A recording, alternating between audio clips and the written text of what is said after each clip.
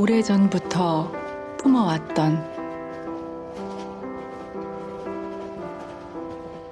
언젠가라는 시간 속에 미뤄왔던 그 순간들을 이제는 직접 만들어 나간다. 새로운 도전에 설레고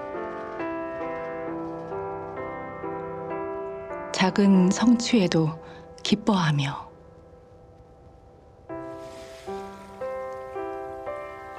때로는 예상치 못한 즐거움에 웃을 수 있도록 내가 원하는 삶을 향해 매일 조금 더 행복해지는 나를 만나러.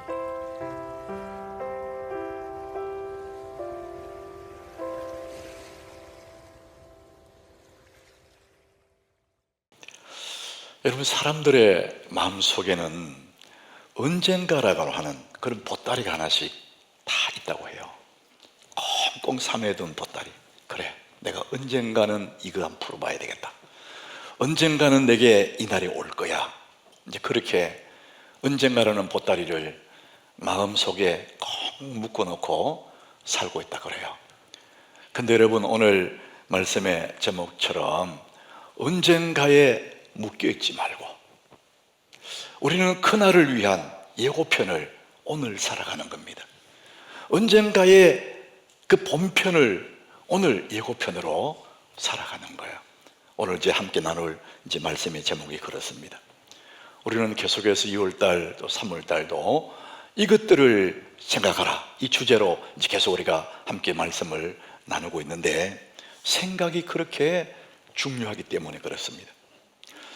우리는 이 생긴 대로 산다고 생각하지만 사람은 생긴 대로 사는 것이 아니고 생각대로 산다고 합니다. 여러분, 생각할수록 그게 맞는 것 같아요.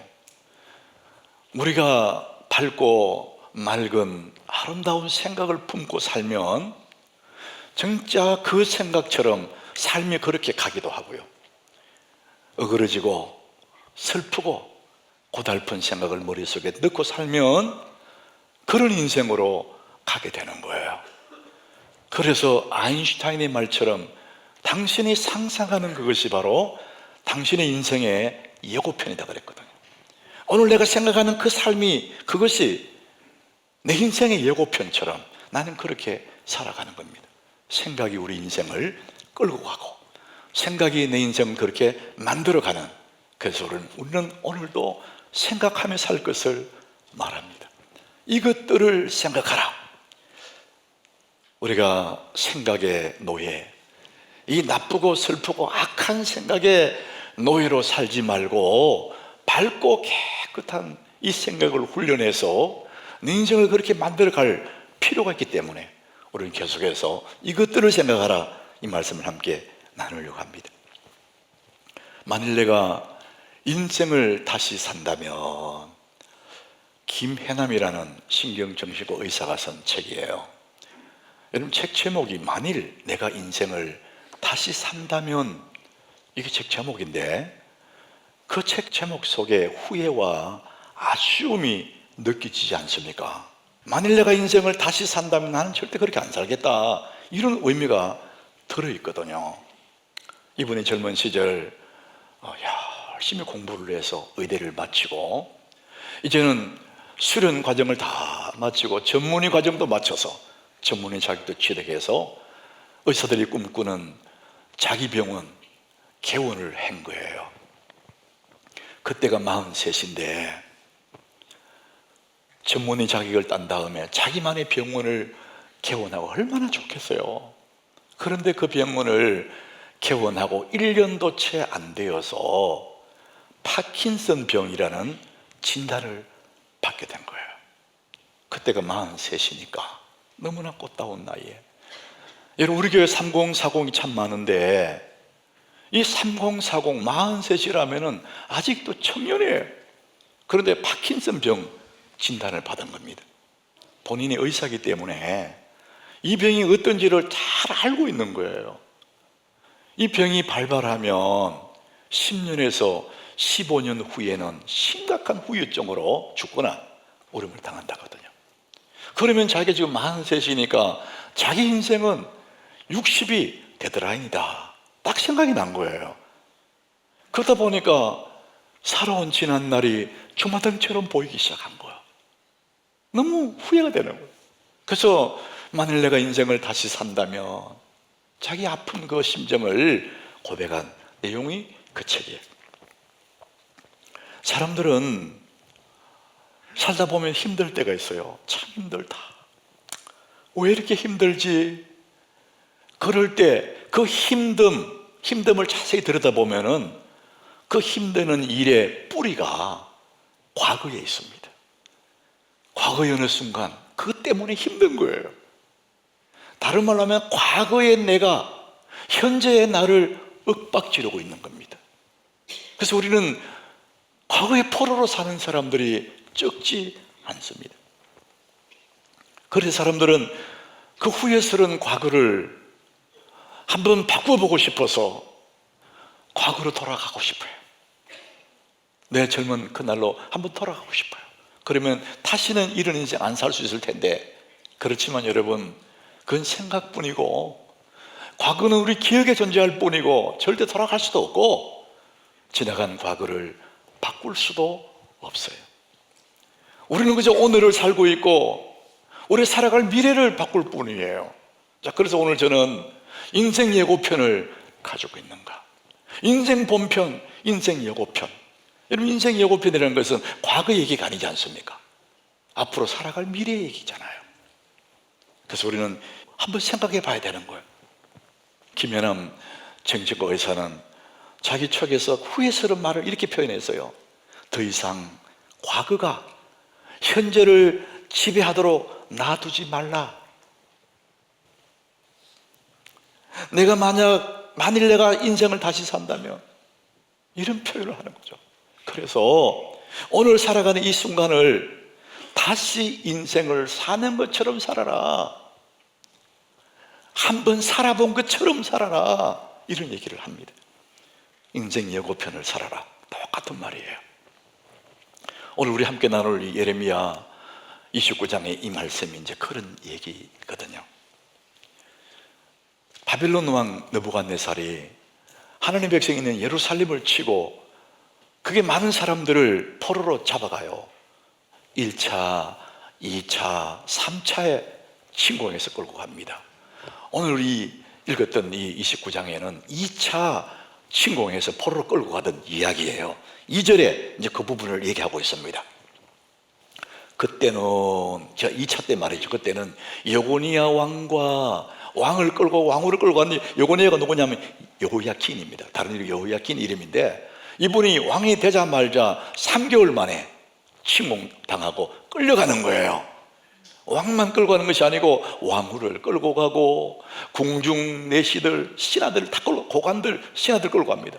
그리고 기능공들, 토공들, 이 사람들을 1만 명을 끌고 갔답니다. 여러분, 그 당시에 인구 1만 명을 데려갔다, 엄청난 숫자를 끌고 간 거예요. 이분들이 남의 나라에 포로로 끌려갔어요. 너무나 슬프고 암담하잖아요. 포로로 남의 나라에 가서 어떻게 살아남습니까? 희망이 다 끊긴 것 같고 너무나 괴로운 그 심정, 그 심정을 시편 137장 1절에 그들의 심정을 이렇게 표현합니다. 우리가 바벨론의 여러 강변 거기에 앉아서 시온을 기억하며 울었도다. 너무 슬퍼서, 너무나 기가 차서 어떻게 우리나라가 망하고 이렇게 되었을까. 그래서 남의 나라 강변에서 뜨거운 고국 시온 예루살렘을 생각하면서 다 슬퍼서 괴로워서 울었다는 거예요. 이들은 날마다 눈물로 살고 절망적 속에 살고 다 포기가 되고 주저앉는 그런 상황이에요. 자, 이런 사람들에게 하나님이 예레미야를 통해서 편지를 보내요. 자, 그 편지가 오늘 보면 11절인데 우리 같이 오늘 하나님이 보낸 편지입니다. 같이 읽어보겠습니다. 여호와의 말씀이니라. 너를 향한 나의 생각을 내가 아나니 평안이요 재앙이 아니니라. 너희에게 미래와 희망을 주는 것이니라. 절망하고 낙담하는 그 사람들에게 하나님이 희망의 편지를 보냈는데, 너희를 향한 내 생각, 그것은 평안이야, 재앙이 아니야, 너희에게 미래와 희망을 주는 거야. 이것을 공동 번역에 이렇게 번역했어요. 밝은 앞날이 너희를 기다리고 있다. 미래와 희망, 밝은 앞날이 네 앞에 있다. 하나님이 그렇게 보냈습니다. 왜냐하면 이들이 70년이 지나면은 그 포로에서 해방되고 고국으로 돌아간다. 이게 하나님의 편지였거든요. 그러니까 밝은 미래가 기다리고 있다, 이 말씀입니다. 그들에게 밝은 미래, 평안을 주시고 미래와 희망을 주신 그 하나님이 우리 하나님인 줄 믿으시길 바랍니다. 하나님은 오늘도 우리에게 평안과 밝은 소망을 우리에게 허락합니다. 좋은 날이 네 앞에 있다, 이렇게 말씀을 하시는 거예요. 사랑하는 여러분, 이들이 살고 있는 그 현실은 너무 답답해요. 남의 나라 꿈이 안 보여요. 그런데 그들의 마음에 하늘이 희망의 편지를 보내지 않습니까? 이 시대에 사는 우리들 똑같아요. 주변을 돌아보면 녹록하지 않습니다. 이런저런 소식들도 참 어려워요. 내 주변에 둘러싸인 어려움들이 다 어려움이에요. 그러나 하나님이 우리 속에 우리에게 말씀하시는 것이죠. 내가 네게 희망을 주고 네 앞에는 좋은 날이 기다리고 있다. 소망의 메시지를 우리에게 보내시기를 원하십니다. 이 하나님의 마음, 이것이 오늘 본문의 이야기예요.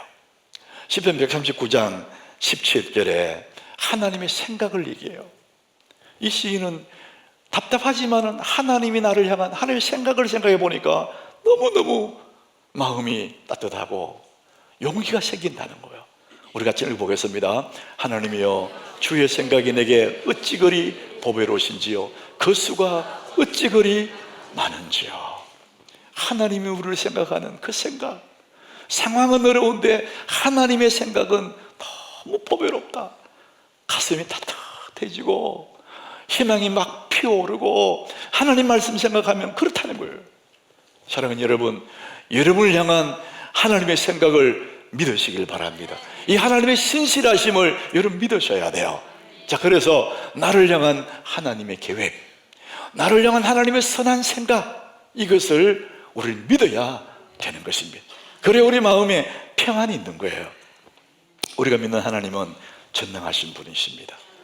하실 수 없는 일이 없는 분이에요. 거기다가 그분은 너무나 선하신 분이에요. 여러분, 하나님이 선하시다, 이 의미는요, 생각해 보면 너무 우리 마음을 뜨겁게 만듭니다. 예를 들어서 힘을 가진 사람이 폭군이다, 그러면 우리는 너무 힘든 거예요. 여러분이 살고 있는 그 동네에 힘을 가진 깡패가 있다, 살고 있다. 온몸에 문신하고 막 얼굴이 푸락푸락 지나간 사람 돈 뺏고 막 이런 힘 가진 폭군이 살고 있다 생각해 보세요. 여러분, 그 동네 지나다니기가 너무나 힘들 거예요. 그런데 하나님은 전능하신 분이신데 너무 선하신 분이야. 우리 아버지야. 그럼 얼마나 내 마음에 위로가 되고 힘이 됩니까?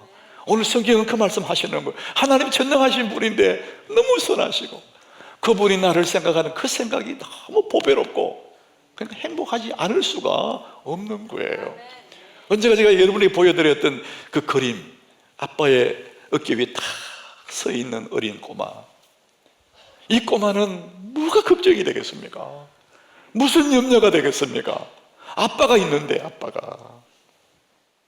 이 아빠의 마음에도 귀한 아이를 위해 올려있는 아빠의 마음, 얼마나 생각이 많겠어요.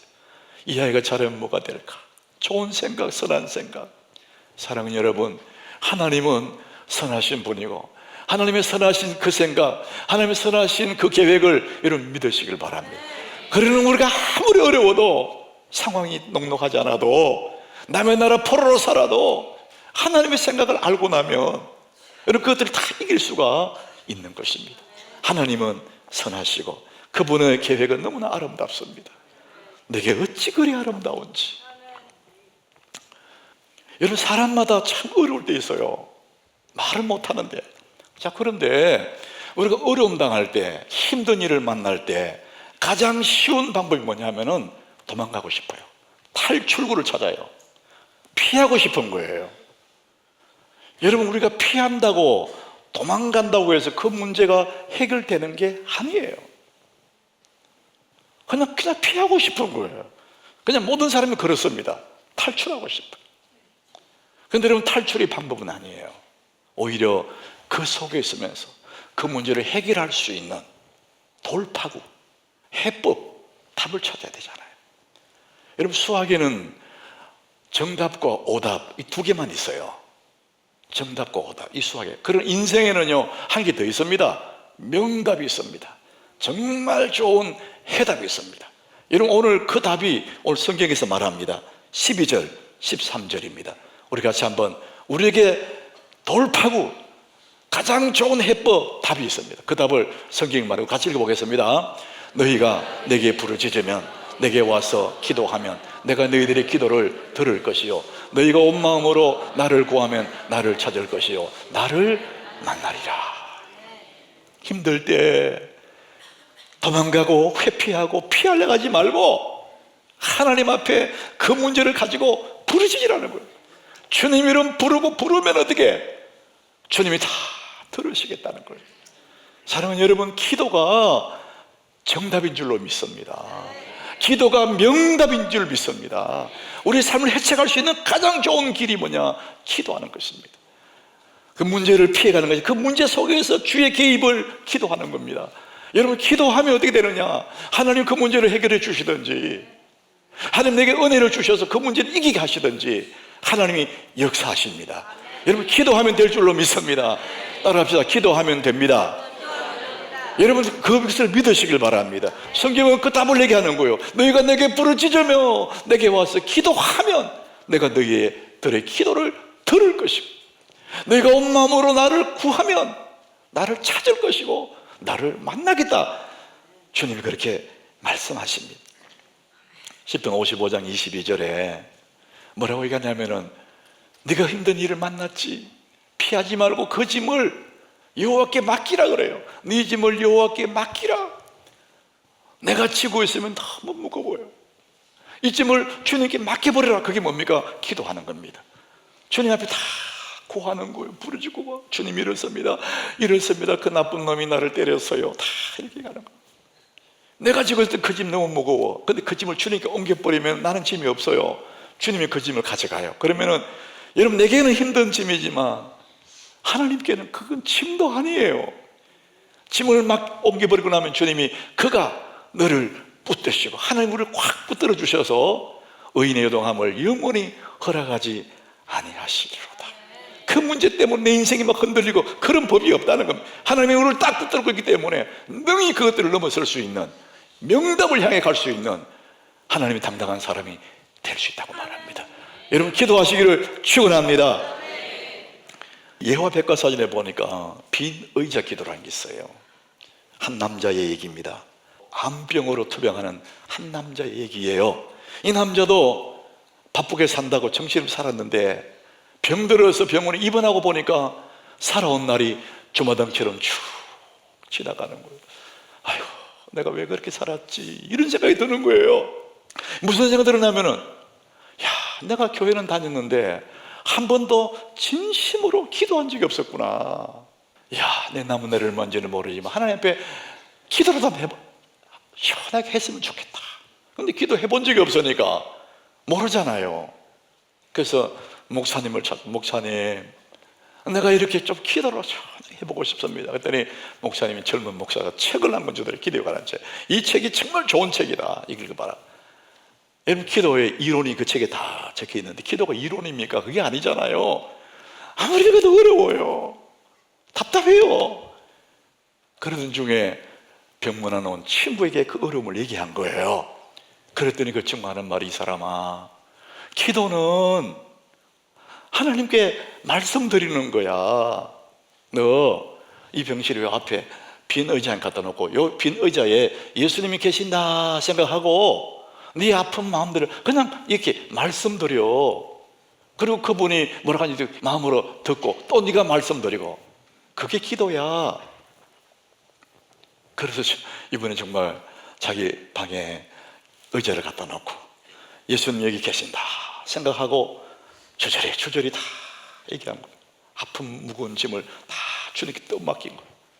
그리고 또 마음으로 주님 뭐라고 하시는지 듣기도 하고, 너무 좋았대요.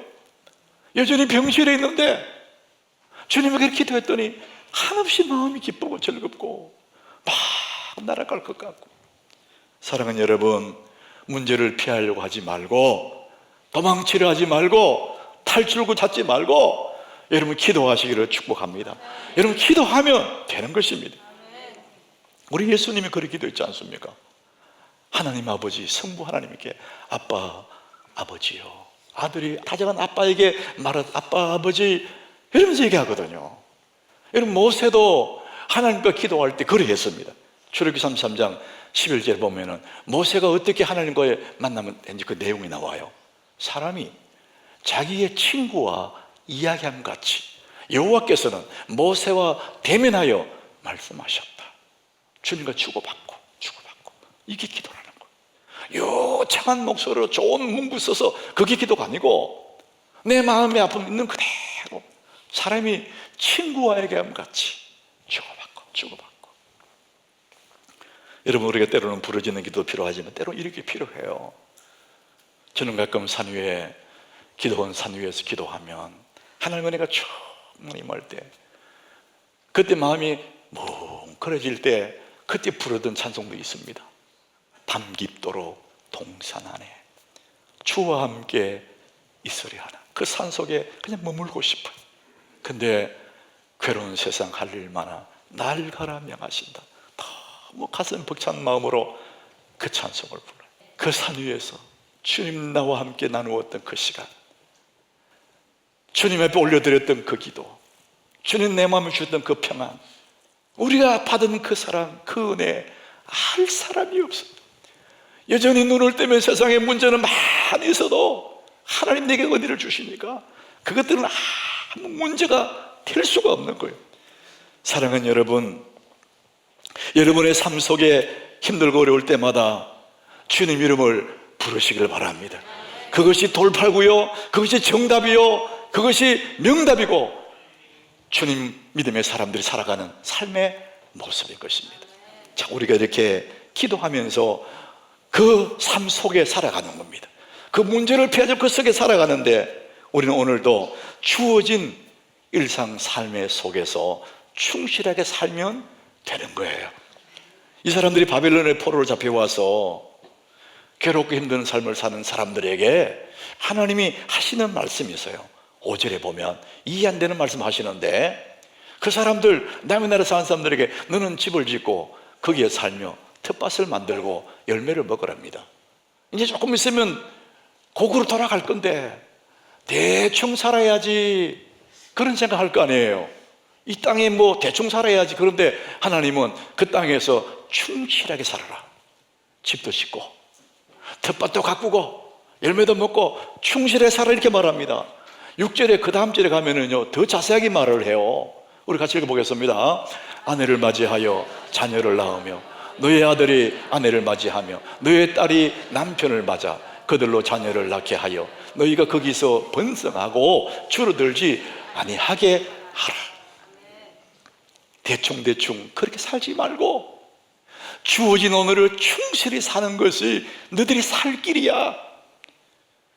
여러분, 이것이 가장 좋은 치유의 방법이에요. 가장 슬프고 가장 힘들 때, 그 아플 때 사람들은 다 도망가려고 해요. 멀리 여행 가려고 그러고. 그러지 말고 가장 힘들면 힘들수록 그 삶의 일상에서 충실하게 그 일상을 살아가는 거예요. 이것이 최고의 치유의 방법입니다. 우리 삶의 가장 좋은 치료 방법은 우리 삶 속에 있는 거예요. 일상 속에. 그렇게 기도하면서 하루하루 살다 보면 슬픔이 끝나고 아픔도 물러가고 살다 보면 좋은 날이 오는 줄로 믿습니다. 우리의 오늘이라는 속에 미래가 들어있습니다. 그래서 이 날을 포기하면 안 됩니다.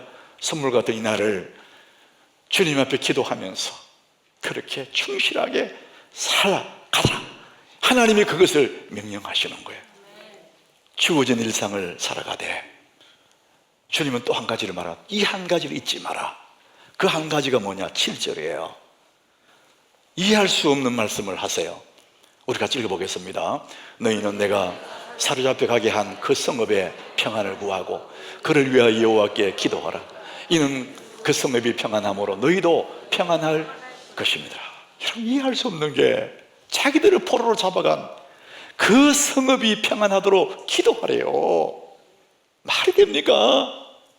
보통 사람들은 두고 보자, 때가 되면 내가 반드시 복수한다, 피해의식 가득하고 분노가 부글부글 끓고 이렇게 살 거 아니에요. 근데 하나님 뭐냐? 너들을 데려간 그 성읍을 위해서 기도해라. 왜? 그 성읍이 평안해야 너도 평안하다. 여러분, 다른 말로 하면요, 이런 피해의식이 많고 원망과 분노가 가득하고 복수의 칼을 가는 사람은 그 원수는 잘 살고 자기만 불행해집니다. 내 마음에 복수의 칼을 가는 나만 불행해집니다. 그래서 평안을 구하라는 거, 평안을.